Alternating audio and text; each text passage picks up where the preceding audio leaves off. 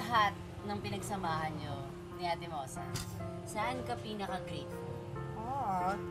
Sa pagtulong niya kasi nung panahon niya wala rin akong trabaho.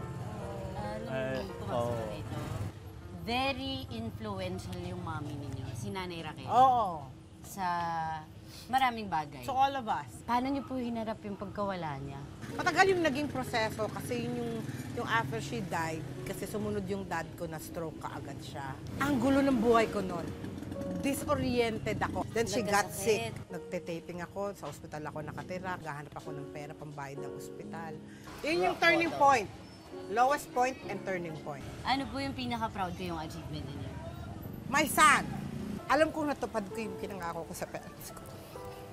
Ano pong Mapagtapos ko siya and he's ready for the future. Pag nawala ako, ito, saka yung naturo ko sa kanya, kasi siya talaga yung, kaya to Elseps para kay Elijah. Ano ba yan? Pagkatawad mo kaming pakainin dito, busogin pa.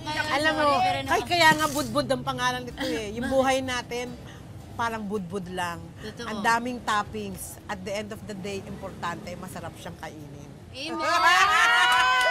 Totoo yung masarap siyang kainin.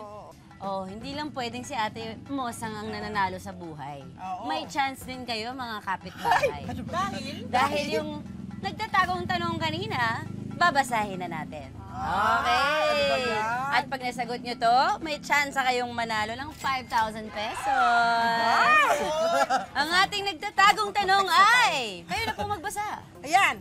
Ilan ang napatapos si Mosang sa mga kabataan tinulungan niya? Ayan, nabanggit ko yan kanina. Bahala na kayo. Huwag niyo po bibigyan ng clue. Alam ko, tumututo kayo. At kung gusto niyo manalo ng 5,000 pesos, pumunta lang kayo sa Facebook page ng Lutong Bahay, Recipes of Success. Makikita niyo na doon yung mechanics. At good luck! Sayang yung 5,000 pesos.